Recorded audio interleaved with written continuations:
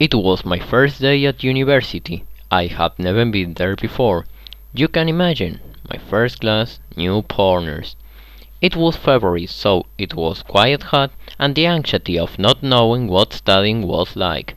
That morning I woke up at 5:30, I had a shower, I had breakfast, and finally at 6:30 I took my stuff and went to the bus stop in order to arrive on time. And here is where my anecdote began. I had been waiting for the bus for a long time when it finally arrived. An hour late, I wasn't upset because it was my first day and I already had time. Unfortunately, on the way, the bus stopped and it didn't work anymore. This is the reason why the bus driver ordered us to get off the bus and wait for another one. The problem was that this bus passed by every half an hour, and if that happened, it was going to be too late. I got sight of a bus which could give me a lift to university. I got in, and finally I managed to get on a tight time to the place.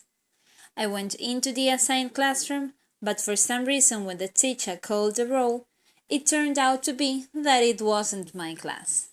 So I went to the secretary room on the 4th floor.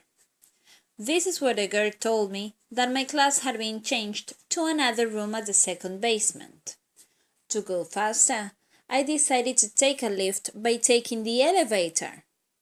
Suddenly, when I was about to get to the room, the elevator stopped. I couldn't believe it. By my own, locked in an elevator and with no time at all. I had to wait 30 more minutes. Fortunately, a mechanic fixed the door. So I got out in a desperate way. I got into the room and I realized that everybody was staring at me as if I was mad. I explained to the teacher what had happened and I sat down. This was the worst thing that had ever happened to me. It was a nightmare.